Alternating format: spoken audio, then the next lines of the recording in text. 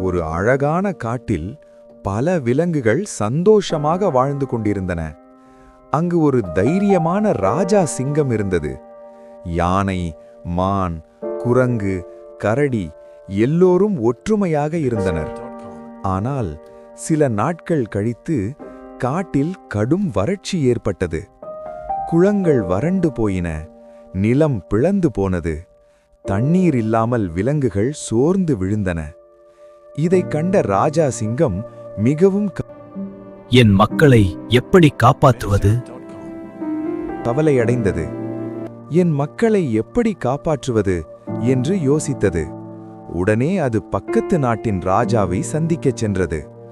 அந்த ராஜா சொன்னான், நான் தண்ணீர் தருவேன், ஆனால் உன் காட்டில் உள்ள எல்லா விலங்குகளும் என் நாட்டில் அடிமை வேலை செய்ய வேண்டும்.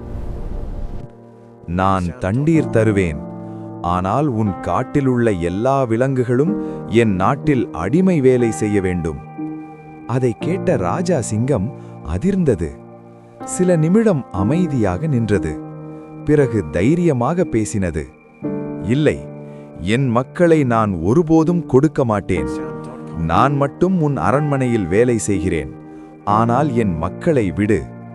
அந்த ராஜா சிரித்துக்கொண்டு சொன்னான், சரி, நாளை வா. அடுத்த நாள் காட்டில் மழை பெய்தது. குளங்கள் நிரம்பின. விலங்குகள் தண்ணீர் குடித்து மகிழ்ந்தன.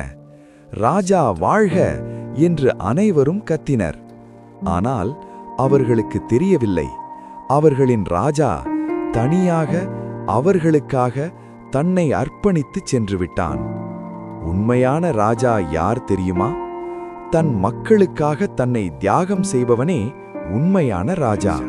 நம்ம சேனல்ல நிறைய பேர் பார்க்கறீங்க, ஆனா சப்ஸ்கிரைப் பட்டனை மட்டும் அழுத்தாம இருக்கீங்க. அது மட்டும் மறக்காம அழுத்திடுங்க. Okay, bye bye.